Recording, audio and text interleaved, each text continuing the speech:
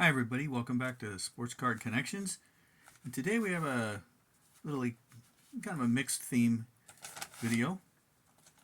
So you ever thought about how hard it is to pitch a perfect game in baseball? There's only been a few of them since the 1800s, so it's very hard. How about catching a perfect game? So many pitchers will tell you that the catcher is so much of what they do, calling the pitches. Of course, the pitcher can shake him off, but I like the story of Don Newcombe when he was with the Brooklyn Dodgers, throwing a no-hitter, and the only pitch suggestion he shook off from catcher Roy Campanella was the only hit of the game. And he said Campanella told him, "Next time, Don, you listen to old Campy, you'll get a no-hitter." The catcher, very, very important to calling the game. They got to be in sync with the pitcher. Well, no one has ever thrown two perfect games. That's just mind-boggling.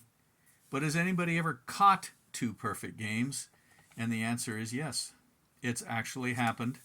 So we're going to take a look. March 15th, 1981. March? I bet you that's May. I think I may have the date wrong. Anyways, 1981. Len Barker of the Cleveland Indians threw a perfect game against the Toronto Blue Jays. And I believe it was the first perfect game since Jim Hunter of the Athletics in 1968. So it was a big deal. And his catcher that night, get Barker back there, was Ron Hassey. Ron Hassey caught that perfect game of Barker. And that is in 1981 when they were both with Cleveland. These are 1981 Fleer cards. But incredibly, Hassey would do it again. 10 years later, in Hassey's last season in the majors, July 28th, 1991, against the Dodgers, Dennis Martinez threw a perfect game for the Montreal Expos, and Ron Hassey caught it. His second perfect game. Absolutely amazing. We had 81 Fleer, so I used 91 Fleer. That's an update card, I believe, of Hassey. Yeah. Went to the Expos for his last year and caught his second perfect game. He is the only guy in Major League history to catch two perfect games. But as Paul Harvey would say, that's only, where the rest of the story. He's not the first one to do it. July 19th, 1958, Sadao Nishimura of the Nishi-Tetsu Lions. And I do not have a 1950s card of Nishimura, but I have this one from 94 from a small set called Perfect Pitching. And it showed every Japanese player to throw a perfect game to that point. There's the date on there, 1958, 7/19. Against the Toei Flyers, he threw a perfect game. And his catcher for the Lions, and this is a 1958 card, was Hiromi Wada. You see the catalog designation for this set made by Marusho, JCM 38A. That says Nishi-Tetsu, and it's hard to read because it's a lot of times they put the black on the dark background, but that says Wada catcher, bottom left. That's the back. This is the design. This says Watashi Desho, who am I? And then they give hints, team, uniform number, and position, and then school they went to, and height and weight, and you were supposed to guess. Up here, right under the purple 3, which meant it was a prize card, says bats and throws right-handed. And then it has a number for playing a game, rock, paper, scissors, and then that's Marusho's logo. Hiromi Wada caught the perfect game, and he would do it again. May 12, 1966, Tsutomu Tanaka of the Lions. Perfect game against the Nankai Hawks. These are 1967 Kabaya Leaf, the year after it happened, and there's Wada. Even though it lists him down at the bottom as an outfielder, he was kind of transitioning, but he caught his second perfect game in 1966. And I've never heard that talked about, that Wada caught two perfect games, as did Ron Hassey. They're the only two to ever do that. So I kind of wanted to feature them. And those Kabaya Leaf cards are tough. So Hassie and Wada, the only two guys ever, maybe someone did it in the minor leagues, but I've never heard about it. They caught 2 perfect games. So I thought I'd just bring that out. That's a very interesting little fact. Now we're going to look at a couple other cards. You know, sometimes you're after a card for a long time. And there was one I was after. In 1973, Calby, who you may know for American collectors, that are Americans may not know much more about them. Not those the guys that make the shrimp chips you see on the Asian food aisle. Yes, they are. They're the largest snack maker in Japan, and they make chips about everything. But Calby began issuing an annual baseball set in 1973. They had actually done 2 sets in 1952 and 53, highly sought after, very expensive. And there were just some recent discoveries this last year. A Larry Raines card was found. Rufus Gaines, who was a Negro League player that played for the Hankyu Braves, and no card had been ever found to him. And then a combo card that Gaines was on there as well with Larry Raines and John Britton, another Negro League player played. They all played for the Hankyu Braves. Anyways, those cards turned up for auction in Japan. They all went over well over $500. But then Calby went off the air, and they come back in 1973, and they've issued cards ever since. And the number 1 card in 1973 was, appropriately enough, the guy with the nickname Mr. Pro Baseball and Mr. Giants, and that is the all-time great third baseman Shigeo Nagashima. Now, I've been after that card forever, but the prices are nuts. But I finally prevailed. There it is. And yeah, it's worn, and no, I don't care. So, Nagashima, the number 1, and it says Nagashima, third baseman, Giants at the bottom. And the first print run had the crossed bats, and the set turned out to be so popular that they redid them with a flag back. But the first 91 cards had the cross bat, and then they also had the flag back. There was a second print run of most of the numbers with the cross bats, but not all. And so to get, I think it's like number 72 to 91, something like that, they're harder to get with the cross bats. You can get them with the flags. But anyways, the number 1 1973 Calby, I have been after that card for a long time, so I think every collector knows what it feels like to finally get a card you've been after for a long time. And there it is, the Nagashima. This card in Japan is, similar to 52 Topps Mickey Mantle in stature, something like that. I mean, not price, but and how it's looked at as kind of a icon of baseball card collecting. You see any catalogs or albums or anything where people are, some book or something, this card will be one of the ones on the front. So I finally got the number 1 Nagashima.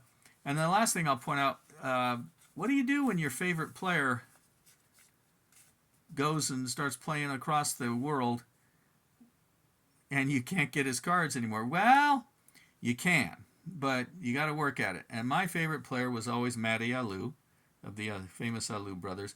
In mid-1974, he got in a real squabble with Ray Kroc, the McDonald's owner who had purchased the Padres. There was an incident where during a game the Padres were behind in the 7th inning stretch. Kroc in attendance, he goes on the loudspeaker. Instead of hearing "take me out to the ball game," he's berating the team and saying how terrible they are, and apologizing to the fans for such poor ball playing and all this kind of thing. Well, Matty Alou, the long time, he was not happy with that. And he said, okay, that's it. This is the most ridiculous thing I've ever seen. I want out of here. And they sold his contract to the Lions in Japan. So I'll go after anything I can get a Matty in Japan. And I think I've got everything I know about anyways. So here we go. We'll take a quick look. Here we have 1970, late 74, early 75, Calby, number 915. And that says M. Alou.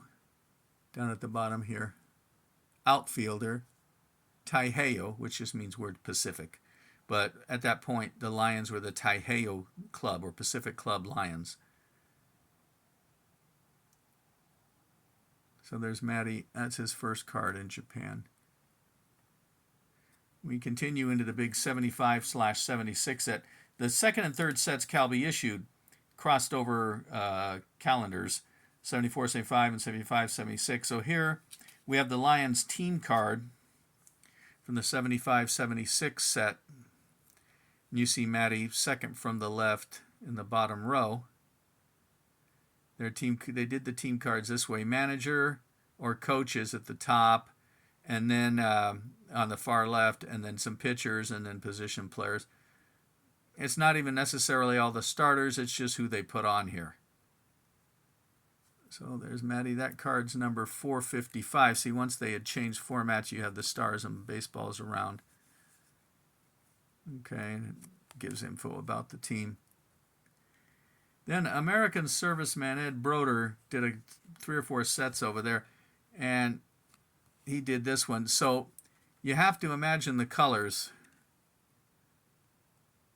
That shirt is that red, and that helmet is blue, and the bill is red. And no, that doesn't say Alu on the back of his uniform. That says Fukuoka, which at that time is the city the Lions were playing in.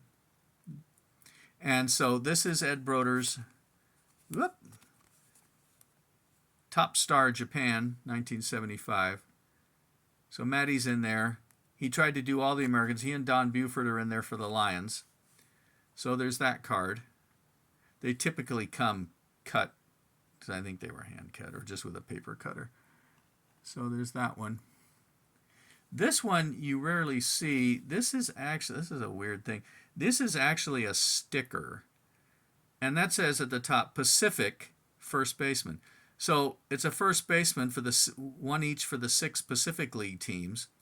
Matty Alu's upper right, Jim Lefeber's lower left.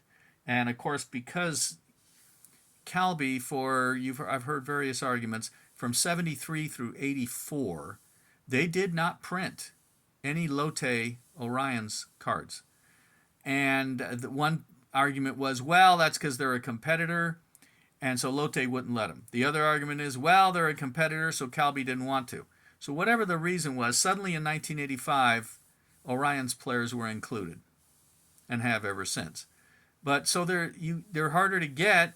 There is a team set with Lefeber in it, a playing card style team set with very nice pictures after they won the Japan Series in 1974. I don't have it, but Lefeber is also on this. So even though he wasn't really a first baseman, he's known as a second baseman, but he was playing first there. And Matty Alu is playing first in outfield. And upper left is Hideki Kato of the Braves. He's a Hall of Famer and a real good player. So there they are, the Pacific first baseman. So actually the little heads are individual stickers you can pull off along with these logos down here, which is random. Carp, Giants, and that's the Braves, H on their hat, or else H for Hawks, I don't know which one it is. So that one is an unusual card. I've only seen them a couple of times. Then the checklist did not list that as a card of Matty, but it is.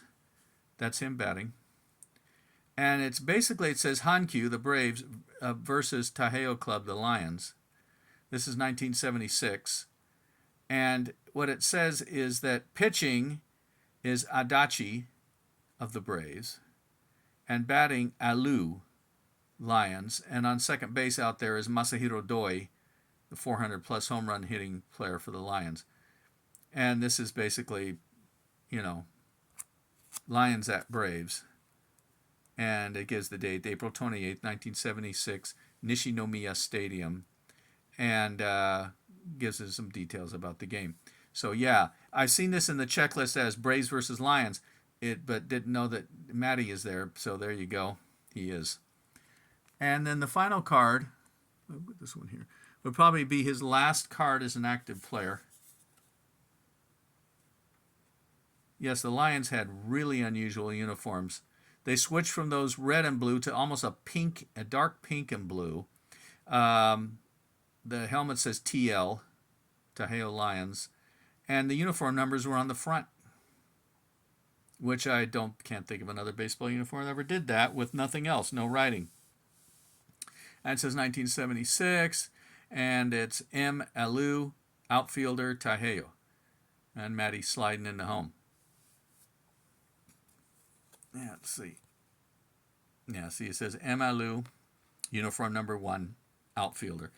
And April 28th, and the score was 8-7. In fact, it might be that same game. I knew it. If I reached in, oh well. It is the same game. So it's the same game. April 28th, 1976. The Lions won 8-7. So that's Matty's last card, and my favorite player. And I'm also collecting a 68 Top Set autographed as best I can. And I never got Matty, but my friend Laura in England, nice collection. She's a great collector in London, and she got me 68 autograph Matty Alou. And so I added him in. I still need Jesus. So there we go. Just a couple of random notes. I'm sure all of you, anybody watching, has a favorite card they've been after. This was mine. So I finally got it. My favorite player, and then 2 perfect games. So just a little eclectic one. We'll be back again next time with something different. So thanks for watching. Bye.